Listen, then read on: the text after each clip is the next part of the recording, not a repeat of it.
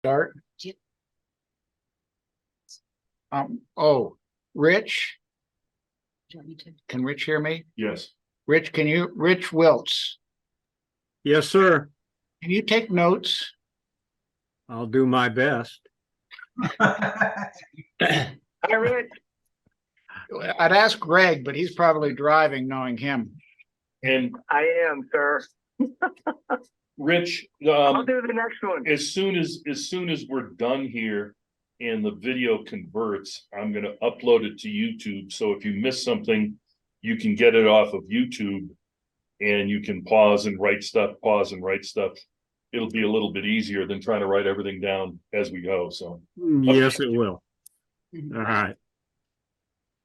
Okay, calling to order. The first thing I thought we need to talk about is where we stand with the landscaping budget for this coming year, because it has been pared down. And Rich, you won't want to hear this because what you probably wanted most won't get done, but might as well hurt your feelings right up front. Story of my life. But so, you know, we started out in the workshop with in November with fairly tight controls on the money that we had to spend, and we peeled off some irrigation projects and that sort of thing. We kept the rock work in the budget. By rock work, I mean the ornamental rock work that we would do with river rock, and kept 100 yards or 100 tons of rock in the budget with VHP's equipment to move it around. But because of budget cuts that we had, and Rick, you may want to add to this, but because of budget cuts, that's been eliminated. We've trimmed the general maintenance budget a hair, but not much. It still gives us, I think, what we'll need to get the job done this year. And especially if we dive in and cut some of the major costs in that budget, and we'll talk about that in a second. And we've kept Brooke, and so Brooke will be doing the ornamental work in front of the lodge, redo High Point, and then do Gamble this year. But we won't have as much that we're doing this year, and probably because of that, we may be able to go to every other month on our landscape committee meetings, because there's just not going to be as much to talk about. So that is the budget. And, you know, really, I think that what we've gone is we've gone about 65% from where we were last October in cuts, but it is what it is. You know, it is what it is. Rick, do you have anything? Overall, from the first day to the second day, we cut over $1 million. Of course, a lot of that was the piping project, but still, you know, we cut $1 million. And then since then, we had a proposal from the management staff to cut another about 150,000. And so some of the landscaping that was in there is what was impacted.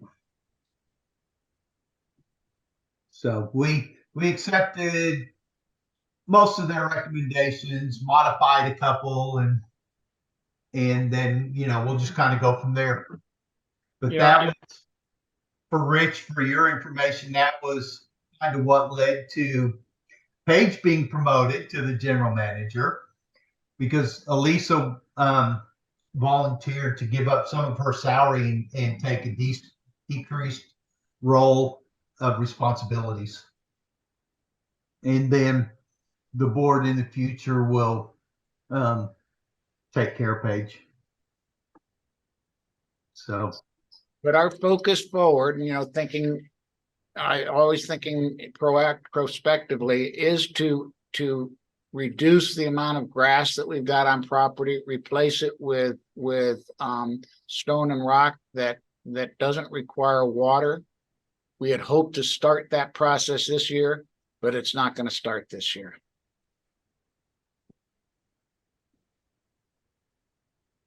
Okay, any other questions on the budget? And I'll recap, or Paige can recap where we went with Brooke. You want me to take that? You can take it. So we met with Brooke and Eric. We walked the property and I think we have a pretty good plan on what they're gonna do. Again, the emphasis will be on low maintenance, perennials that require low water. Rick, in front of the lodge, I used your words, and that is you want it to pop. Yep. And so they will begin their work and it was made very clear to them that the budget is a hard budget. If they feel that they are having problems staying within that framework, they will come back and we will make decisions on where they need to pare down their work. So we stay within that budget. That budget is a hard budget. We will not go outside the number that they put in their proposal. We'll start at the lodge. They plan on starting at the lodge somewhere in the last week of May. Rick, I suggested that it would be good to show some progress then, because when the board shows for the meeting at the end of May, it would be nice to see something. Yeah, So they'll move there. From there, they will move up and replant the beds up at High Point. And most of that will be replanting because a lot of the tilling and such was done last year. It's just replacing annuals with perennials. And then the last work that they will do will be down at Gamble Oak. And the reason they want to save Gamble Oak to last is there's an awful lot of stuff growing in Gamble Oak right now. And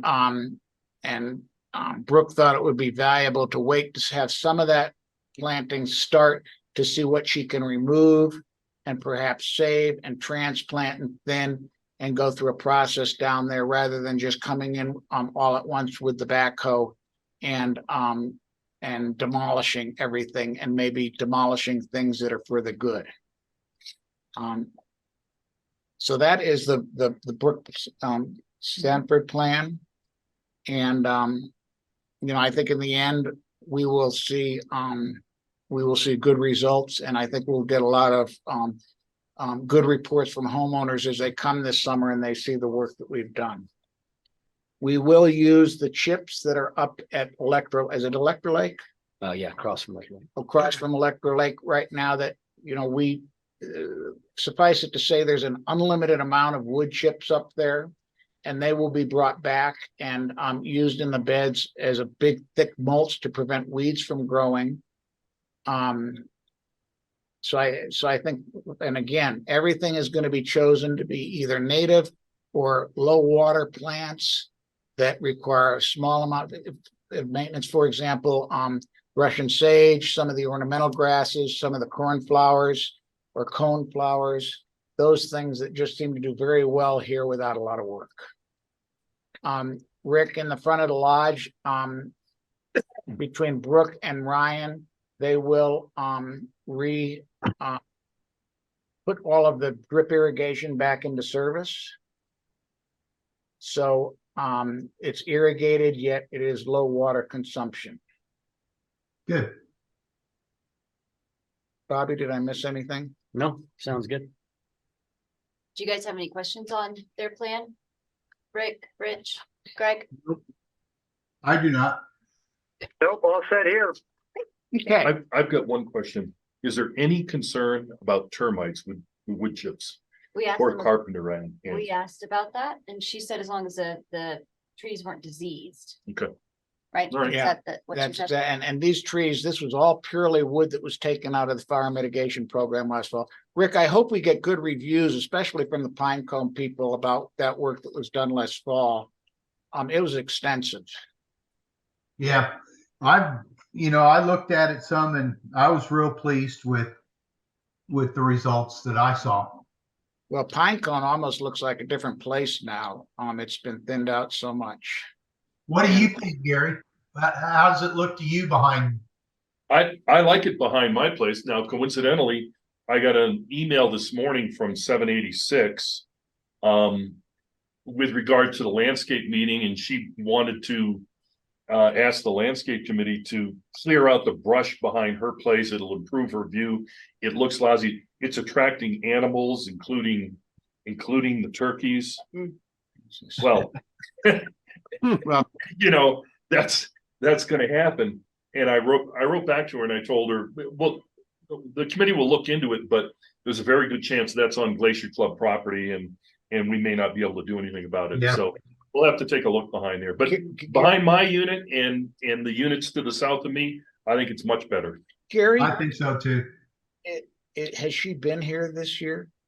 I have no idea. Because all of that was done, as you noted, that was all done, and I thought it looked very thin. Well, there were some places where the low brush, I was hoping it would be cut out, but it's on Glacier Club property and they were, conservative in what they did. Now I pointed out a few things.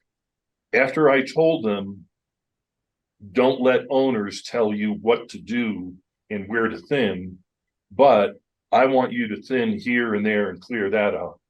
So Well, I told them what to do, but told them don't listen to any other owners. well, and what I did last year, and you may have noticed the ribbons, is I went and got the plats and paced off the boundary line because we didn't remember last year when we went on to Glacier's property, they didn't like that very well. I know, and that's why I don't know where this particular problem is I'll walk it today. in terms of our boundary in Glacier Club's land. 786 is right, really getting toward the end. Mhm. Is it that last cluster? It's about a third of the way down Gamble Oak on the west side. Okay, I'll check it out today. Yeah, if anybody wants to really see the differences, you can go on the west side of the buildings on Pinecone right there on that hillside. It was pretty overrun with oak brush and pine trees, and it's completely cleared out. So Yeah. really reduced the fire hazard back there. Well, in the big area that's been reduced that I cringed was between the mine shaft and. Yeah, that's- Pinecone. I just thought of a spark going up that That's it, chimney yeah. and, Yep. but that looked really good. I can't believe those guys got the work done that they did. Yep. It was money well spent. I think so.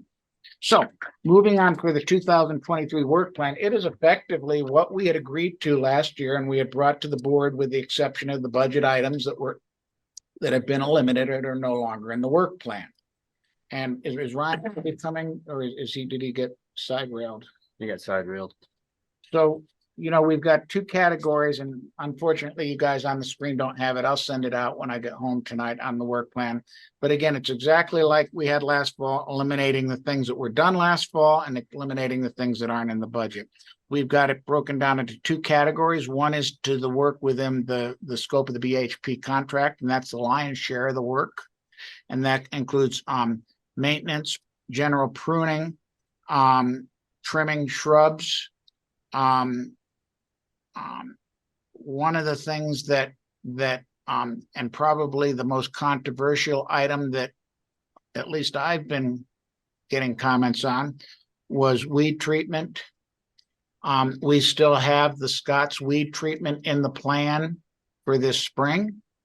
I don't see how we could eliminate it without having a lot of weed problems coming into the summer. And then, according to the plan that was given to us by La Plata County last year, we had a presentation by, I think his name was Ben Baines from La Plata County. We will go to a product called Allegra Prescott, which is more environmentally friendly and try spot weed treatment in the fall. And I think everybody has seen, there's been a lot of angst about weed treatment here, but from certain people.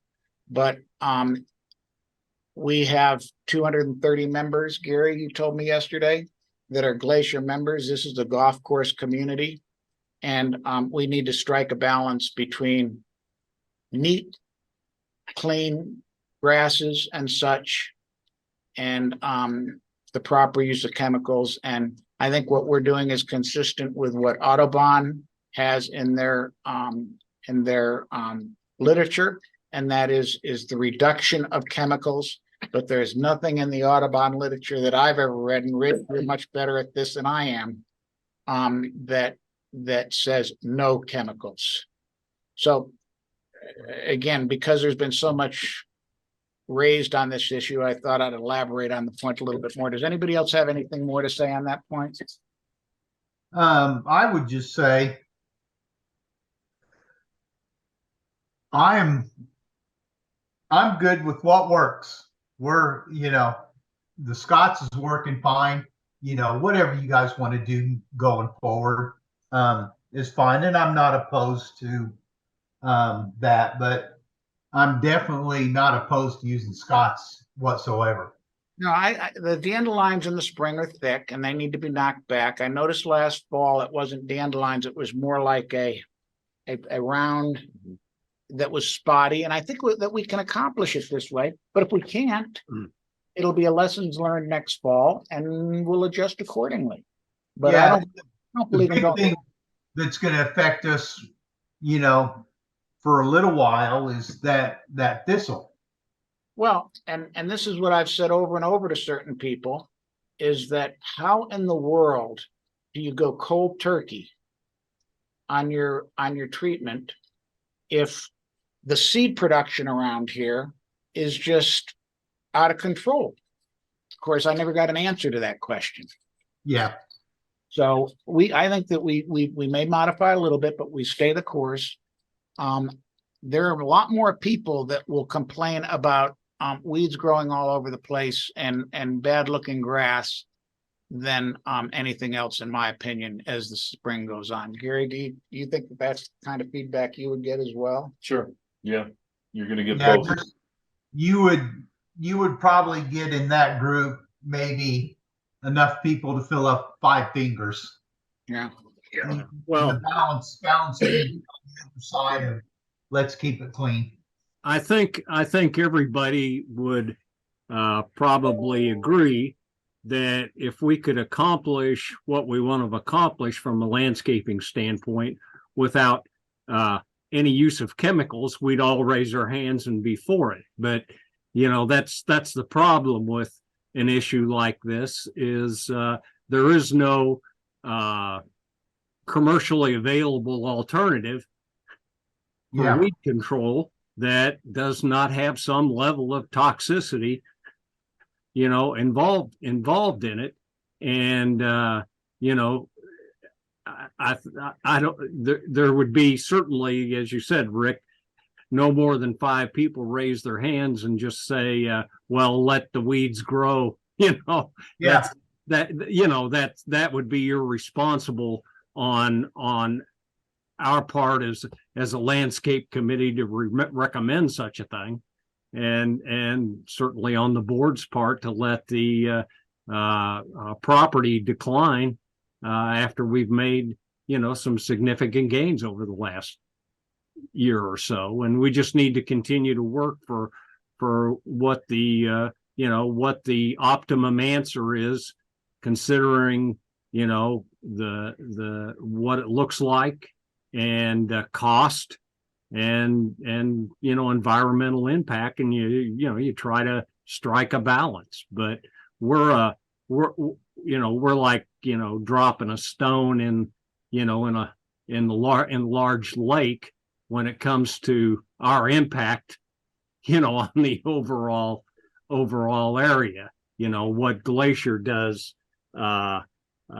really has to dictate what we do in the overall. We can't make some big drastic change and do something totally different than what Glacier's doing, or we're just going to look bad by comparison. And we can't affect things when we're dealing with small patches of grass, and they're talking about it, and they're taking care of acres and acres. Yeah. Okay, so that's the plan. Stan. Moving on, we'll do more wood wherever it makes sense. We'll make use of wood chips. We've talked about some of the islands out at the lodge. When I say islands, they're just little islands among the parking lot that last year seemed to just blossom with weeds. If we could do some matting and wood chips there in front of the laundry area at Gamble, where we've seen that the matting and wood chips worked on half of the area last year. We'll finish it this year, keeping those Gamble oak sprouts down, and anywhere else that it's appropriate. But again, we have an unlimited amount of chips up there at Electra Lake, so if we can use those as a natural way to abate weed growth, bueno. Sprinkler systems, several things, and Ryan's not here, but Bobby, you can look at this. One of the, what we want to do is we want to cut our water use down significantly because our water is very expensive.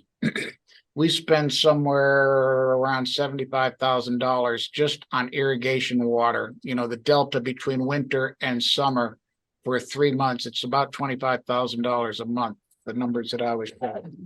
So that's a big deal, and we've got budget issues, and that is a budget item that moves the needle. Ryan and I have talked about going on and to every other day on the sprinkler. In the past we've done it every day. That does two things. One, it cuts the water use in half. Two, it promotes the roots to force downward into the soil, which is beneficial. And by forcing the roots downwards, they go deeper and they get the water deeper, and you end up with a healthier grass that's more drought resistant.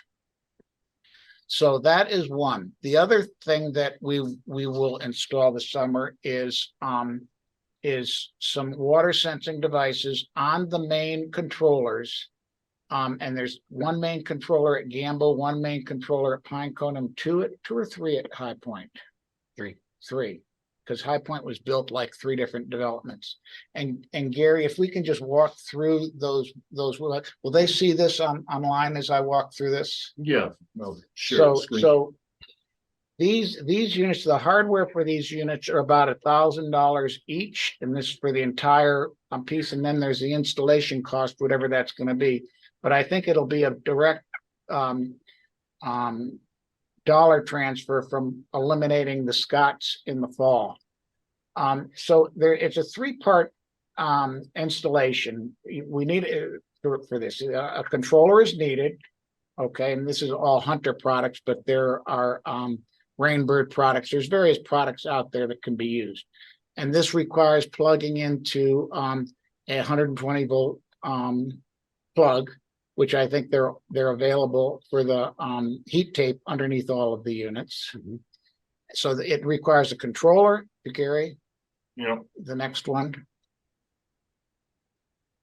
It requires a valve. And these are 2-inch valves that would go in line to the main feed into the irrigation system. And you can go with plastic or cheaper, brass or better. I suspect better. I mean, it's $75 worth it versus $99. Mhm. And I suspect you'll want to go with brass valves. Yep. And then the third piece is and Gary, if we can go, is the actual controller that has the probe that goes into the soil, and you put that offset into some area that you feel is representative of what you want to know for moisture content in the soil. And what this system does is, for example, during monsoons, when we have saturated earth, it shuts off the water to the sprinkler systems and it doesn't use any water. Are these systems compatible with the ones we have? Do you know? Yeah, these would go in the main line Mhm. that shuts off all the water to the rest of the system, Electronically? electronic. Yeah, are they compatible with? Well, it's freestanding. It doesn't need, they're not even associated with it. What this is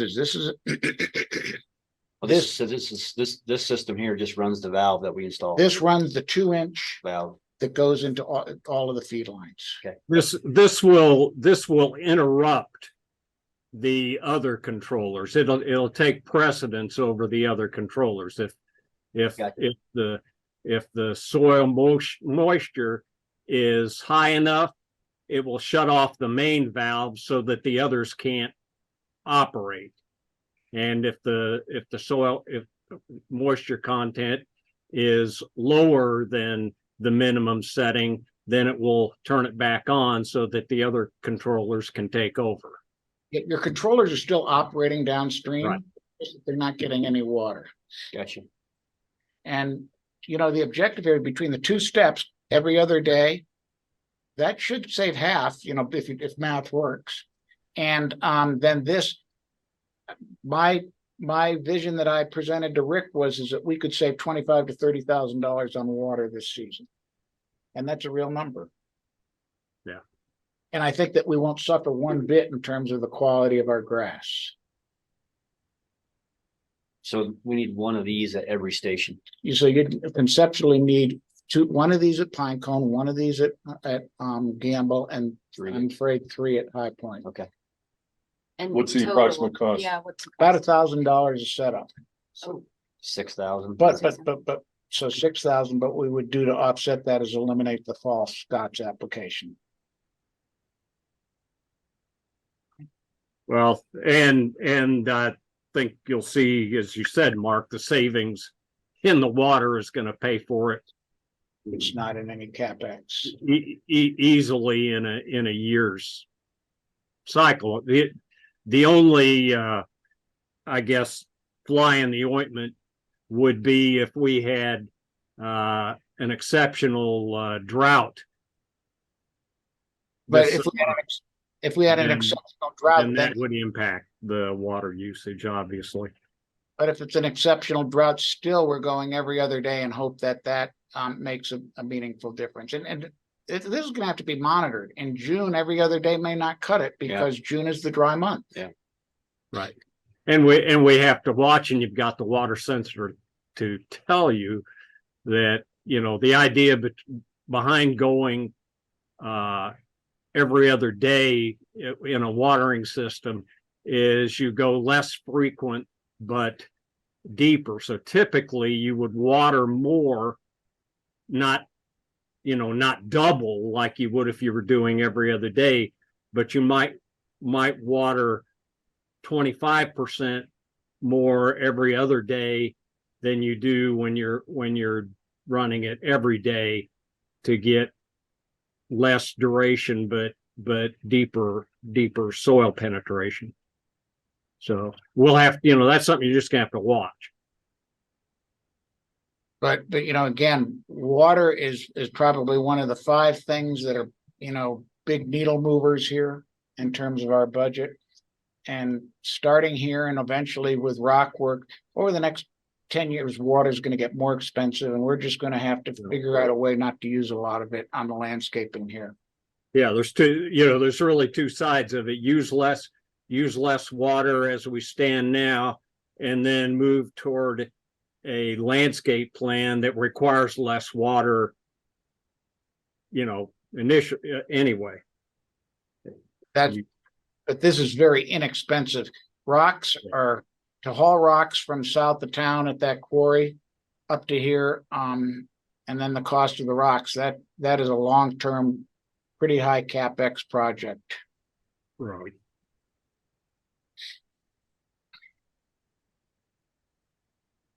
Anything else on that point? Moving on with irrigation, one of the areas and inexpensive areas to improve will be risers be in the corners where they spray on the bushes and not on the lawn. And we've talked about boulders are going to be in a few places that don't cost us anything. We, by happen circumstance, we ran into Trish Layfield when we were touring Gamble Oaks. And she pointed out the problem very clearly, that renters come and park right in front of her front steps, and it's just not a good thing. So that's it really for within BHP scope of work contract. Outside the scope is, and this is a 624 or 810 funding. We talked about the rain sensors. And that would be envisioned in 624. The landscapes tap, I've hounded on this and talked to Ryan.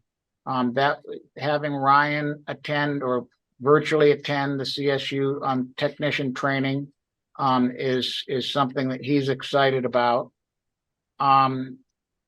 We talked about the BHP, Blooming Designs work, but for 23, like we did in High Point, BHP will be doing the ornamental beds. We will be replacing beds with something that's simple, low maintenance, modest water, and adaptive. Again, we talked about the wood chips. They will be used in place of mulch. Mulch now goes for about $10 a bag. We have free wood chips available to us. And if things are small and unkept ornamental beds that just are more trouble than they're worth, they'll be just removed and seeded with grass and no longer be a maintenance item. And that's the 2023 work plan. A lot of it seems sort of self-evident, but you know, it's trimmed down and I think it's manageable for this coming year. Bobby, is that how you see it? Yeah, I think we can do a lot of this on the list and we'll just work through it. And you know, Paige, one of the things we may want to consider on the and Rich, I'll surprise you right now, but one of the things we might want to consider on the installation of the Hunter devices is maybe just do 2 of them, say at High Point and at Pinecone and Gamble, where we've got the single unit going in this year, and see how it works. I would strongly agree with that. Yeah. But again, we got about $4,500 in the fall that we'll eliminate by not doing the Mr. Scotts in the fall. So that's a direct cost trade. And the hand application of you know, the spot treatment will be virtually lost in the rounding. That'll just be a general maintenance item. So I think we could save there. And we always come under budget in that one account. So I think we've got a little bit of room there, although we've trimmed it back. So Yeah, that would. There's more money to be saved at Pinecone and Gamble Oak in water usage because the soil is deeper there. Yeah. The less frequent watering, you know, it'll retain the moisture better. At High Point, the soil is not as deep.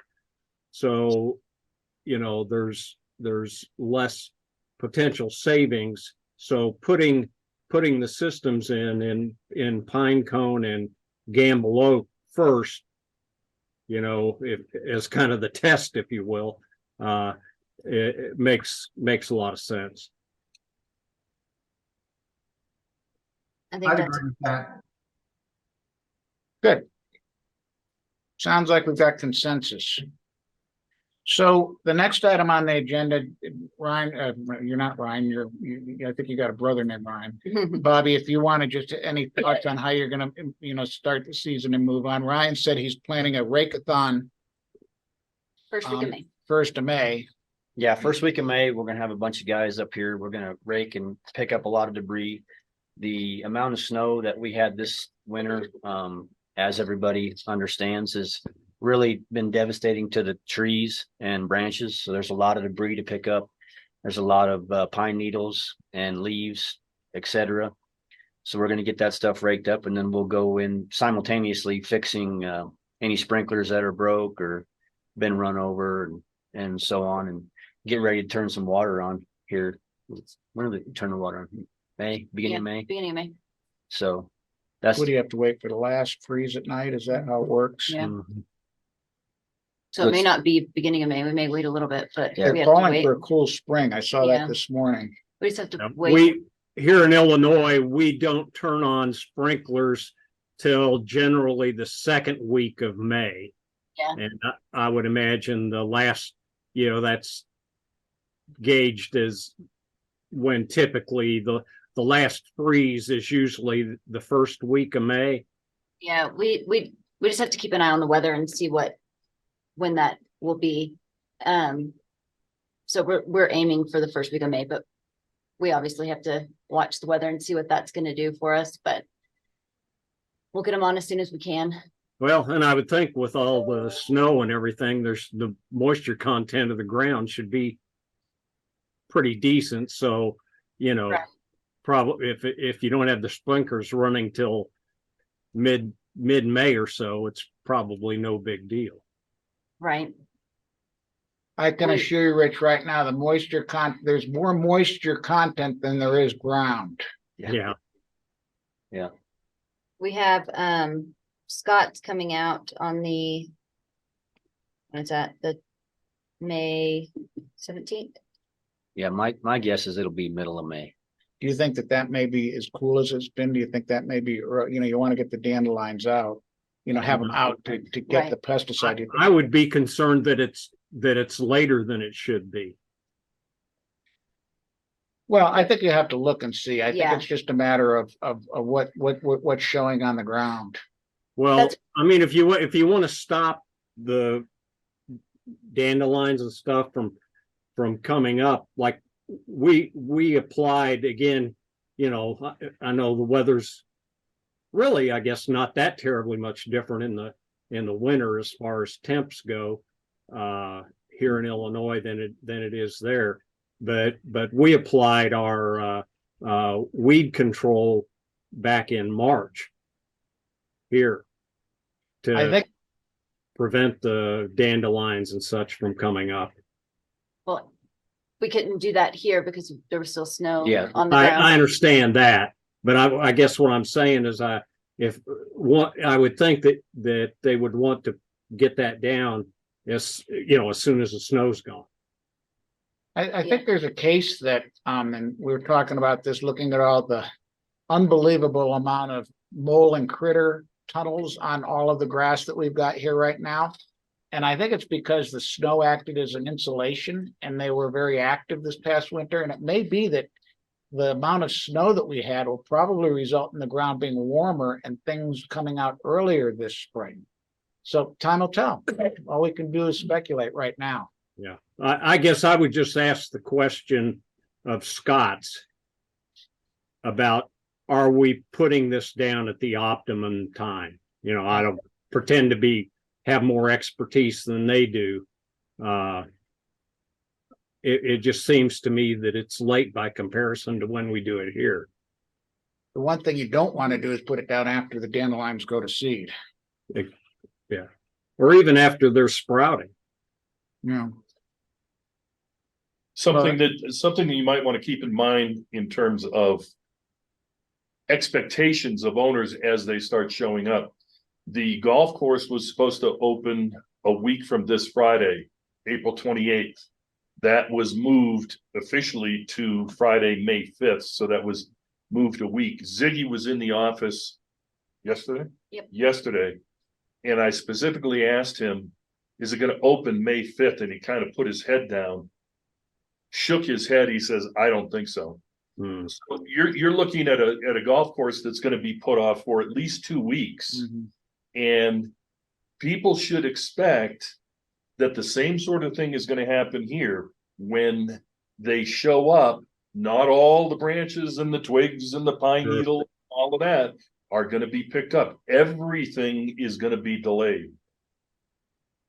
Yeah, the golf course I walked it yesterday is incredibly wet. It's just incredibly wet. Everything is like walking on a sponge. Okay, anything else? No, sir. One thing that Paige and I talked about is, at each unit, we've got 1 or 2 flower pots. And those will be the only annuals that are planted. Last year I did Gamble Oaks. And I think it would be fun from a community standpoint, but also, I don't think, for example, Pinecone even got planted last year. If Gary, maybe we could put out a little invitation for an adopt a pot type of program where a homeowner would agree to, that's here all summer, would agree to adopt the pot in front of the 3 outlying clusters and maybe the 2 pots in front of the lodge. Last year, the lodge did not, I think there were some coleus planted in front of it, but it really never got, the variety that's been there in years past. Right. So, and Paige, maybe you can, if we did that, last year we had this huge inventory of annuals sitting in the bay at Pinecone. This year we won't have that. How, if I, for example, and say Lynette at Pinecone and Rich, maybe you or I think Margaret already volunteered at High Point, wanted to do that. How would we go out and just buy flowers on our own and bring a receipt to you? How would you want to handle that? Either way, I think going out and buying whatever you choose to would be good. And then potting it yourself and watering it yourself, that would be a good way to go about this. Whoever volunteers to take on the pot could go and buy it themselves. Well, then you mentioned to me that it would might be good if, and we didn't ask Brooke this today, but maybe if you follow up, that if we purchased everything Mhm. and then just said that we control what gets planted. Yeah, I do worry about that things might be a little mixed match and we can control what goes in each pot. And we can control the finances on that end. As to what's being spent. So it's really whichever way we think is easiest. I think it'd be easier for you guys, you know, to buy them centrally. Okay, And whoever volunteers to take care of it, that, you know, we just let them know when when they're here, when you have them, to come pick them up, and I think that works. I think that would be a good idea as well, because then we can control a few things. We can control the finances and what's being planted. So why don't we do it that way? Okay. And we sounds just good. need the volunteers at that point. Well, I'll So volunteer gamble again. I enjoyed it last year. So we're buying hanging pots, or we're buying planted we're already buying flowers? hanging pots. We're Yeah. doing that on our own. So now we're talking about each pot at Mhm. each entrance. So So the three, three one and then pot. 2 at the lodge. okay. So 5. I think the hardest thing we'll get is somebody at the lodge, but somebody ought to step up, I think. Pat Penton, she should do it. Will Pat do it? Well, she's on the board. Isn't she? Or Was she's she on on the the landscaping committee? She should do it. You- And the pod is right next, you know, coming into High Point. I mean, it makes sense for Margaret to do it because it's right by her unit. The only real long, planting the flowers is just not a big deal. It takes 25 minutes. The thing is, every morning you have to water them or they die. Mhm. If they dry up in the summer, it dries up within hours almost if you put a gallon of water in. So every morning you have to get up and with your coffee, go out and put a gallon of water into the pot or it's not going to make it. So it looks like we just need someone for Pinecone, really. And Lynette, I bet would do it. Okay. Or you know who else may do it is Diane Embry. Oh, she might. But we can go and buy a few things and then just, And maybe talk to Brooke, but again, one high plant and maybe just some begonias or something as a middle, and then on something that'll drape down like the potato potato vines. vines, yeah. Okay, so we can do that soon. And then, So rather than have Gary send out a notice, do you want to just prick the people and we'll see who we can get to volunteer? we can do that. Okay, perfect.